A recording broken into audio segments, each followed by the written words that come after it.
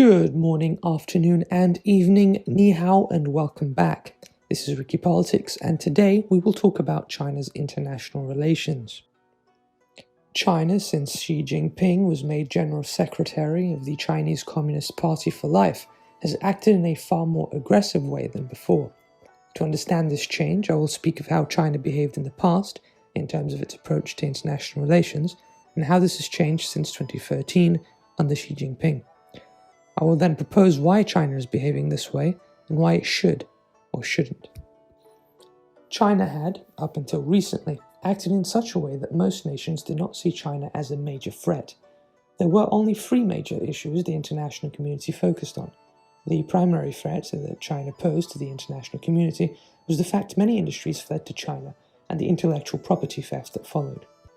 Due to China pulling so many industries away from the United States, Europe, and even Japan, intellectual property theft became a very big problem.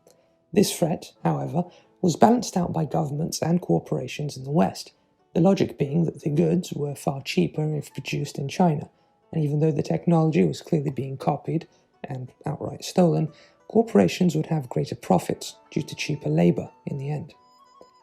This in turn would allow the West to focus on services, and more high-tech, highly advanced manufacturing. The excuses to move into a nation with cheaper labor worked. Most of the developed world accepted this transfer, and IP theft became nothing more than a nuisance. Until recently, that is. The second problem was China's environmental impact on the world, which is mostly negative to this day, and brought many criticisms from the global community. It was not only the global community that complained, but an estimated 1.2 million Chinese died in 2010 alone due to pollution, something that many Chinese citizens criticized at the time. This criticism, however, was also used against the United States. So it was not a Chinese problem, but rather a problem for highly industrialized states. And besides, whereas the United States would eventually pull out from the Paris Climate Agreement, China would not. In fact, China is rather outspoken in the environmental talks among the international community, even though they are the greatest polluters. Hypocritical perhaps, but at least China has some plans to become a greener nation. These plans, however, are for 2060. A solution for today is simply not in China's mind, and the CCP plans to expand its coal-based energy plants in the near future to recover from COVID-19. The final and perhaps greatest and most obvious of problems, human rights abuses, which have always been a problem in China. Many have criticized the state for this since the time of Mao, of course, where millions of Chinese perished under starvation, persecution, and so much more. As little as a decade ago, we already saw many of the human rights abuses the media now promotes every other day, from Tibet to Xinjiang, from Christians to Hindus. Many have had problems with the Chinese state. However, these problems are not enough for any major power to take action against China. China was, and is, an authoritarian state with cheap labor. It was allowed to become the factory of the world, even at the cost of the many millions who've had their human rights breached. Economically, it was viewed as beneficial for all sides. Therefore, those human rights meant little. Furthermore, China was not seen as a major threat outside of Asia. States like Vietnam, Japan, India, and Taiwan have feared China for many decades now, and were perhaps the only ones to have doubted China's peaceful intentions of only growing economically, but nothing more than that. The United States and Europe, however, seemed to mostly ignore China's actions. Technology theft, movement of industries into China, the Chinese build-up of artificial islands in the South China Sea, and all those human rights abuses became a norm for America, and indeed the West, that decided to turn a blind eye. China's most aggressive acts tended to be against their own people, so the world cared little. China was simply flying under the radar for decades.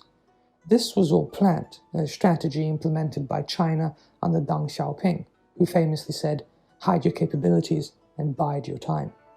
This strategy was working. China grew to become a major economic power, being able to influence many states around it. China has invested billions into Asia, from Sri Lanka and Nepal to Myanmar and Indonesia. Chinese investment increased on an almost yearly basis. Not to mention its alliances with Pakistan and Iran, two states that are enemies of China's rivals, India and America. As they say, the enemy of my enemy is a friend, and the Chinese have adopted this mentality rather well. In Africa, Chinese investment in the past was mostly due to ideological struggle against the capitalist West. More recently, it's mostly to gather resources from Africa to process in China, a neo-colonial policy that has been going on for over 20 years. Even Western nations are not safe from Chinese economic investments and soft power. Australia, for example, has become highly dependent on China economically. States such as Greece, Portugal, and even larger European nations like Italy rely ever more on Chinese investment and are becoming increasingly open to it. However, due to COVID-19, the European Union may have to rethink its reliance on China, making it harder for the Chinese to influence Europe in the future. In the Americas, from Peru to Cuba, many states received billions in investments and trade agreements. The loans given out were also in the billions, forcing many states, such as Sri Lanka and Kenya, to lease ports to China. Then, there are the many international organizations that China has joined and founded over the years, the most famous of which is the BRICS, an association that includes Brazil, Russia, India, China, and South Africa. All of these political moves on a global scale were very well done. China virtually kept under the radar without triggering the ire of any major power. While the powers that be were distracted by wars in the Middle East, internal problems caused by economic stagnation, immigration, and countless other problems, China was using its soft power to slowly but successfully influence nations and organizations. In a way, not much had changed when Xi Jinping came to power. China, with its economic boom, naturally planned a way to grow further and influence others to a greater extent. This plan is known as the Belt and Road Initiative. First introduced by Xi himself in his ascension to power in 2013, this initiative was an amazing geopolitical move on China's part.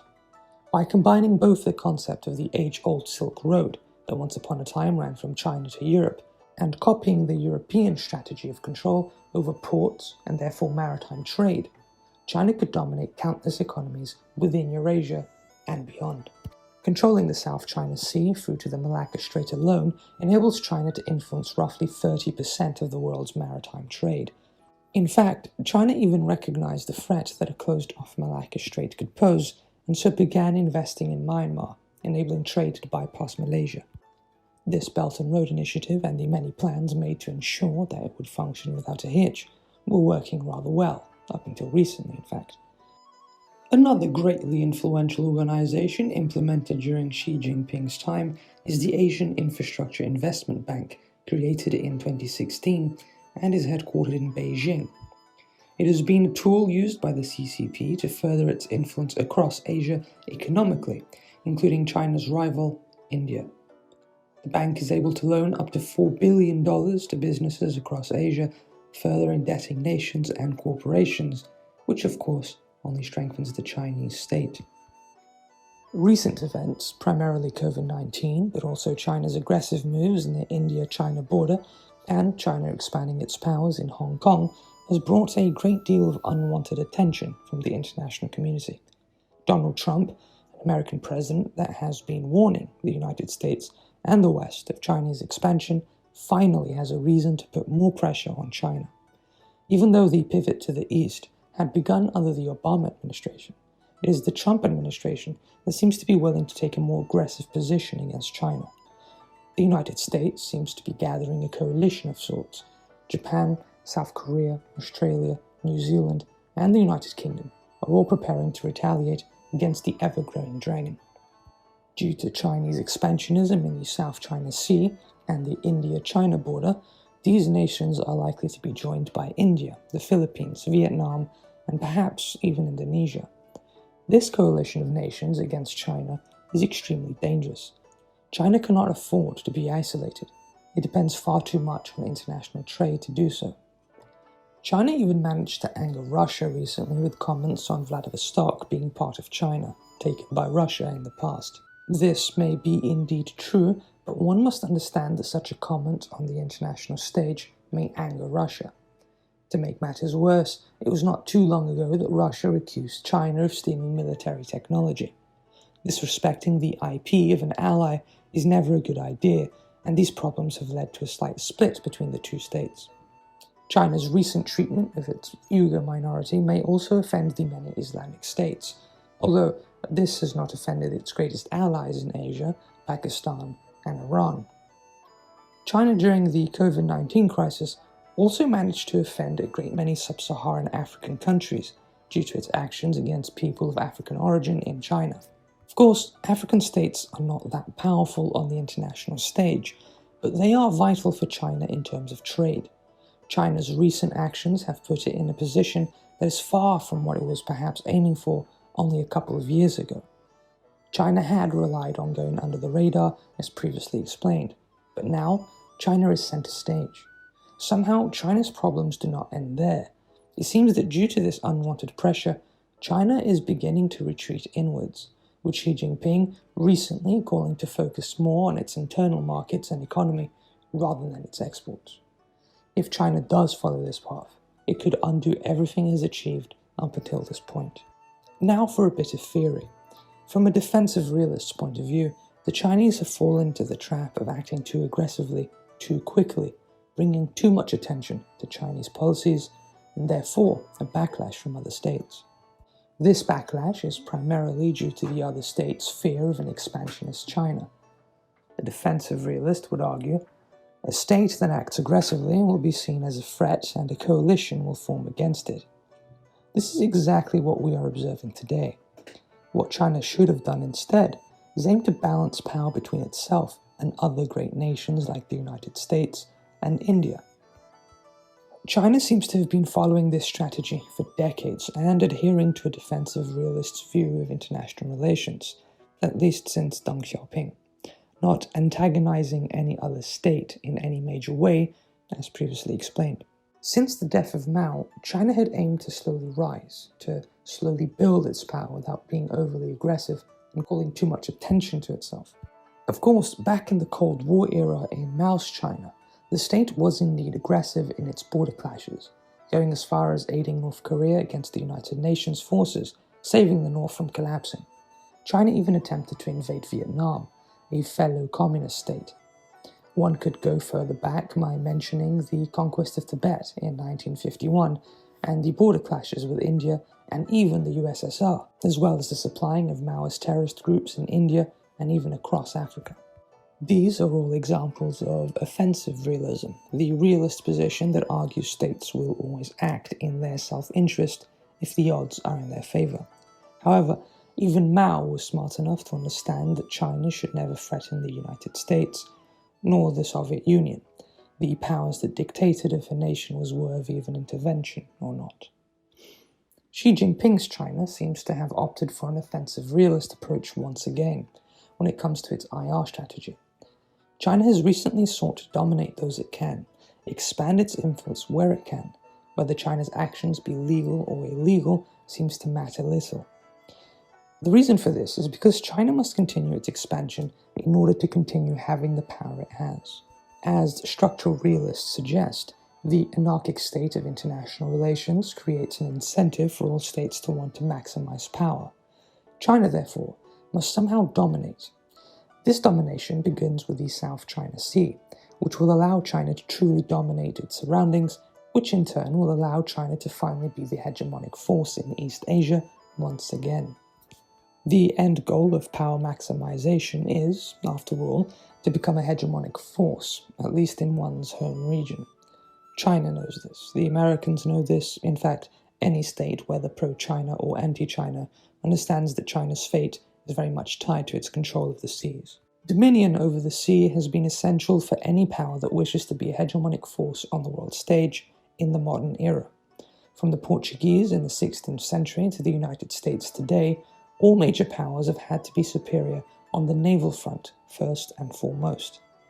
To control one's own seas and to then influence other maritime regions is the key to control trade, the only way to become a true hegemonic force in the world. It is understandable, therefore, to see China wanting to expand through artificial islands or to claim existing islands, and of course to want to control Taiwan once and for all. It is dependent on maritime trade, roughly 60% of it in fact, making the seas far too important to simply surrender to other international powers such as the United States. Offensive realism argues that states act in three stages: fear, that leads to self-help, which in turn leads to power maximization. China fears being dominated by another power. In turn, it attempts to fix this through self-help, which is usually done through militarization. This militarization then forces the state to behave more aggressively, to maximize its power, even if at the cost of others. This is why China is becoming increasingly aggressive in the South China Sea. The same problem can be observed with the China-India border. Tibet will have a large role in China's future due to water and the many rivers that come from Tibet. If China wishes to control water access in many parts of Asia, it can do so. China, therefore, must have as much ground between India and Tibet as possible to increase China's defensive capabilities and dominance over its neighbors. With the combination of the South China Sea being secured and Tibet being out of reach to the only major threat in Asia, China will then feel far more secure. Of course, this will have the opposite effect for China's neighbors, who will then undoubtedly feel threatened and fear China even more. China, of course, will not end there. Like every other state in human history, it will most likely seek to dominate elsewhere. The downside to all of this, and what may put the nail in the coffin for China, is that China seems to be planning to retreat inwards economically. This would be a horrible step to take. China is powerful due to its influence in global trade. It is the factory of the world, and it should try to continue being so.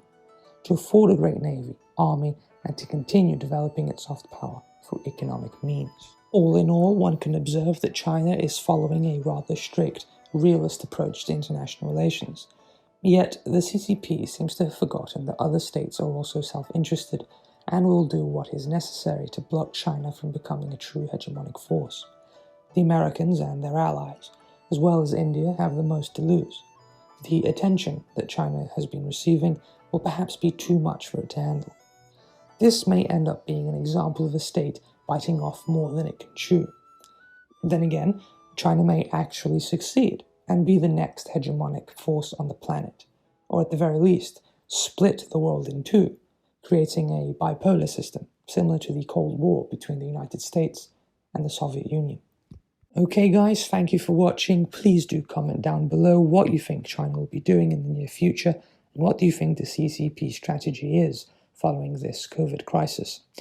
If you want to see my writings on this subject and many others, do follow my blog. It's down below in the information section area. Anyway, like and subscribe, and see you guys next week.